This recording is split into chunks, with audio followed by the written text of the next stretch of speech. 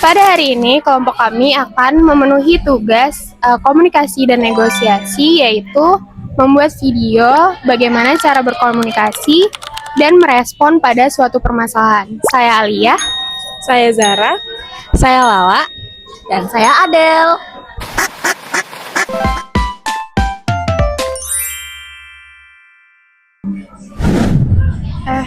itu aku mau cerita. Kemarin kan pacarku kan, aku sama pacarku sempat ada masalah kan. Kayak ya dia tuh lagi jealous lah karena aku kan sempet rapat kemarin. Nah, partner kerja aku tuh agak deket lah karena kan ada yang kami diskusikan. Cuman ternyata dari dia itu kurang bisa ngerti soal itu karena dia mikirnya kenapa harus deketan, kan bisa tetap ada jarak. Nah, cuman di situ aku udah ngejelasin kalau bener-bener nggak ada maksud apa-apa dan aku udah minta maaf. Cuman nggak tahu kenapa sampai sekarang tuh dia terus-terusan ngebahas, padahal kayak kita udah sempat maaf-maafan, udah sempat baikan, tapi at the end tiap kita kayak bahas tentang rapat dia tuh kayak ke trigger lagi gitu, selalu ngebahas-bahas ulang. Nah, aku tuh bingung harus ngapain lagi biar dia tuh lupa dan maksudnya kayak udah gitu loh. Nah, menurut kalian aku harus ngapain? Kalau menurut aku sih, kalian kan udah maaf-maafan ya, terus juga masih ngebahas. Berarti kan ada satu yang masih kependam gitu loh, makanya dia makanya dia tuh masih ngebahas terus-terusan. Kalau menurutku sih mending kamu tanya lagi, kayak make sure kayak kenapa sih kemarin kan kita udah maaf-maafan, kenapa kamu masih ngebahas gitu, ada yang mau kamu sampaikan lagi kak, atau mungkin dicari solusinya bareng-bareng, kayak kamu maunya gimana, aku harus apa, kamu maunya gimana. Kalau memang kamu nggak pengen, maksudnya nggak setuju sama pendapatnya dia, kamu omongin terus cari solusinya lagi sih kalau aku. Lebih ke deep talk sih, berarti banyakin ketemu juga, tahu masalahnya bisa terselesaikan. Ya setuju, menurut aku juga cari solusinya dari kalian baiknya gimana. Jangan kayak dia aja yang mau didengerin gitu. Kayak ya solusinya sama-sama, baiknya dari kalian berdua gitu sih. Jangan kayak apa ya, kamu nerima oh berarti aku nggak boleh dekat sama siapa-siapa gitu, nggak juga gitu. Karena bakal kesiksanya di kamu juga kan, ya cuma sepihak doang. Berarti after ini aku harus nanya lagi ke dia gimana, apa masih ada yang ganjel di dia. Iya ya, betul Gitu ya. Oke. Setidaknya kan kamu sudah mendengarkan dia dan dia sudah mendengar kamu. Berarti balik ke dianya lagi nggak sih? Let's be mature. Ini serius Cok?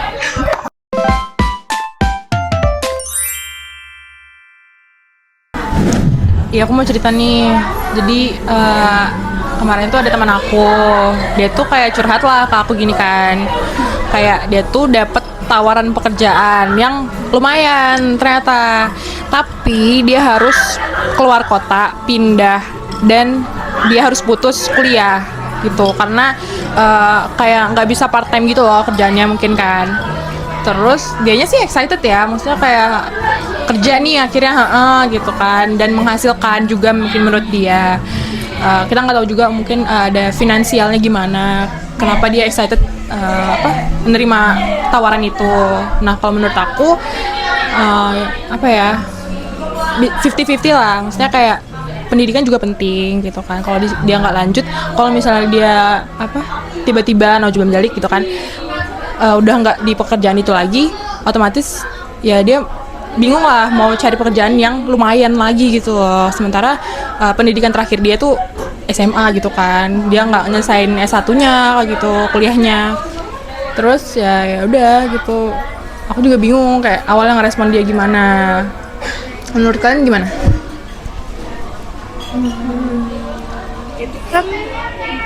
Itu kan temenmu ya yang respon, yang cerita.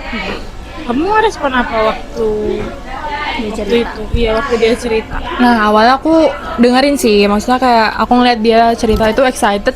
Yang awalnya aku mikir itu ide buruk untuk dia putus kuliah. Aku karena ngelihat dia excited jadi aku kayak ya udah aku pendem dulu sendiri kan gitu, kayak pendapat aku. Terus aku dengerin kayak kenapa kamu kok excited banget nih sama tawaran ini gitu. Aku denger lagi lah alasan dia gitu. Intinya aku dengerin dulu sih di awal. Sebenarnya sih kalau case kayak gitu tuh harus dilihat dari dua sisi nggak sih? Kayak yang tadi kamu bilang, mungkin aja dia excited dapet tawaran kerja itu karena memang dia punya masalah finansial kan, dan memang benar-benar butuh. Cuman ya memang kalau dia nggak nyelesain kuliahnya tuh jujur sayang sih. Dan kebetulan memang nggak bisa dilakuin dua-duanya kan, karena dia kerjanya di luar. Itu sebenarnya balik lagi ke dianya, apakah memang dia lebih membutuhkan pekerjaan itu. Karena kita juga sebagai teman kan cuma bisa dukung kan, apa yang terbaik buat dia itu pilihannya dia. Pasti kita bakal dukung aja kan. Kalau kamu Oke, udah. Lagi dia senang. Iya benar. Iya. Ya mungkin kamu sebagai teman bisa support aja sih lah, kayak misalnya kalau dia udah pindah kamu bisa tetap nanyain kabarnya. Ya aku juga takutnya kalau misalnya aku ngasih pendapat yang apa ya? Menyudutkan.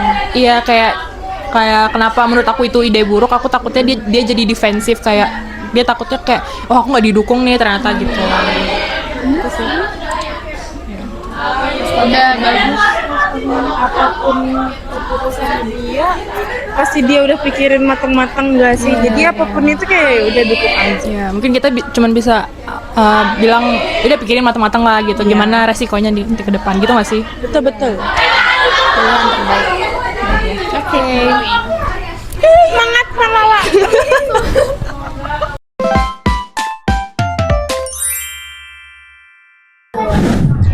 Aku mau cerita tuh. Betul. gimana nih?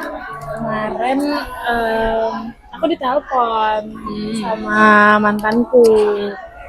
Terus dia tuh kayak jam berapa ya? Jam 2 malam, jam 1 malam. Itu aku belum tidur kondisinya, aku habis upload. Iya kan?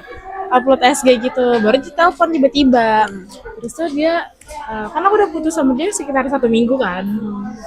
Terus aku ditelepon, terus dia ngemis-ngemis gitu lah, kayak ajak balikan, terus juga kayak nanya kenapa sih putus, kamu kenapa sih tiba-tiba pengen putus dan segala macam.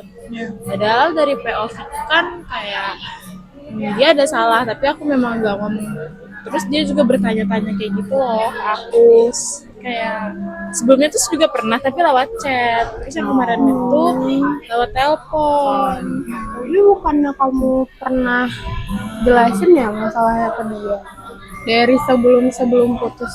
Iya pernah aku jelasin, tapi dia tuh kayak masih mempertanyakan akan hal itu gitu loh. Kayak masih nggak terima ya? Kenapa sih? Kok masih ganggu-ganggu gitu? Masih sih, aku juga nggak tahu sih kenapa dia tuh masih ganggu. Bingung juga, tapi aku nggak pernah nanya. Emang respon kamu pas itu apa? Aku sih kemarin tuh aku angkat teleponnya, tetap aku respon, karena orang yang kayak gitu menurutku tetap harus didengar.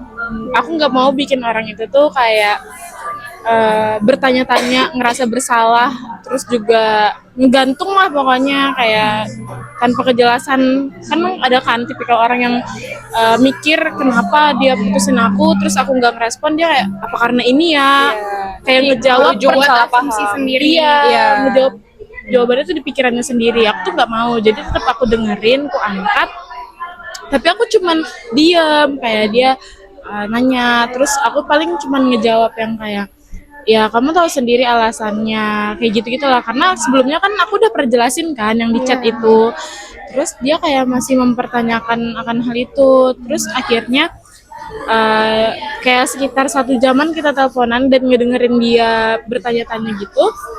Responku tuh masih tetap sama, cuman ngedengerin. 1 jaman telepon, Udah akhirnya kan aku udah memberikan jawaban, tapi kan dia yang nggak terima dan tetap masih bertanya-tanya gitu. Jadi akhirnya aku mutusin buat tutup teleponnya dan nggak ngerespon dia lagi sih. Kayak ibarat kan aku juga butuh waktu sendiri dan dia juga butuh waktu untuk mikir itu. Jadi aku ngasih batasan aja biar dia nggak ngeganggu aku lagi, karena takutnya emosionalnya jadi kena dan akunya juga meledak-meledak juga. Jadi lebih baik aku nge-cut off. Yang penting aku udah ngerespon aja sih awalnya. Udah paling bener sih respon kamu itu.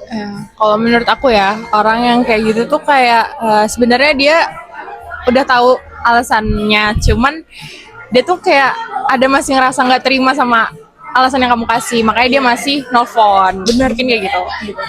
Ya sebenarnya itu kan dari pemikirannya dia sendiri kan, pikirannya kayak gitu, dan kita tuh nggak bisa ngasih jawaban lebih gitu loh. Banget.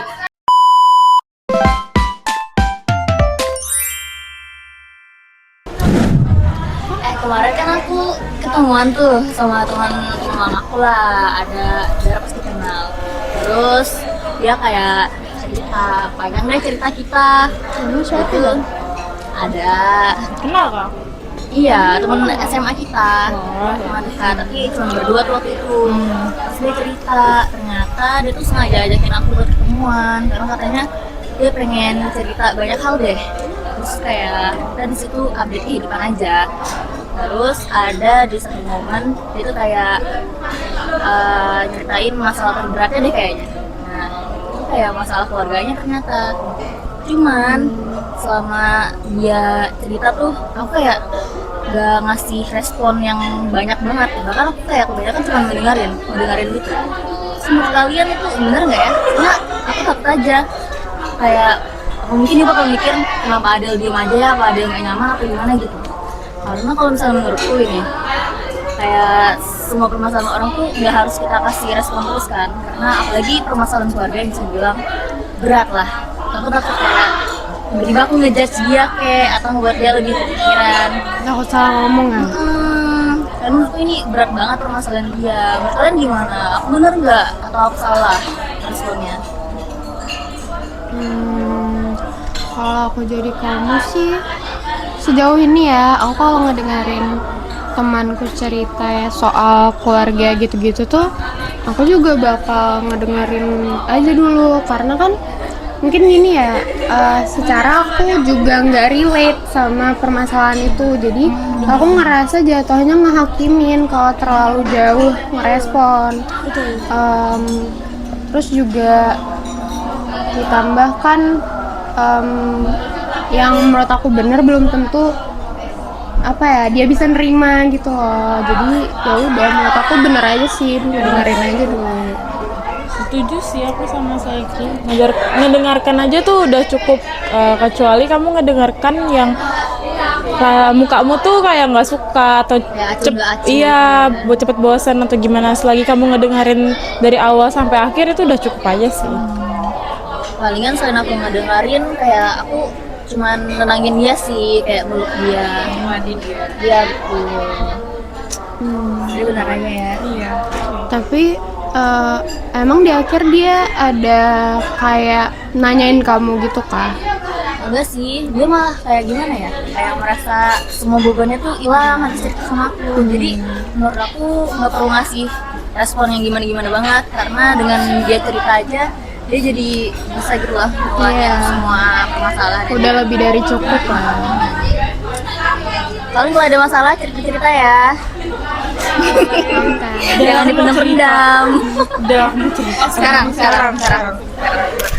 Baik, itu tadi respon-respon dari kita untuk kondisi atau situasi permasalahan yang ada. Nah, untuk kesimpulannya, jadi menurut kita di setiap situasi permasalahan itu kita bisa memberikan respon yang berbeda-beda sesuai dengan kondisinya. Jadi gimana kita cara berkomunikasinya, memberikan pendapat itu harus sesuai dengan kondisi dan orangnya.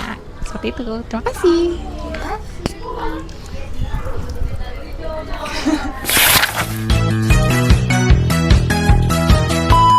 Halo guys.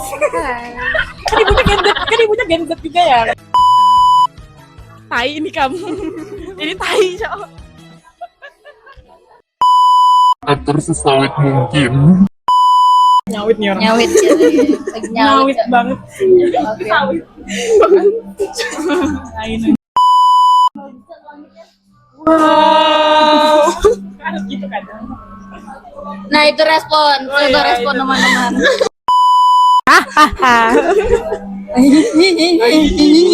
Mus. Kain Sawit. Kakak sawit, Jo. Nanam ya.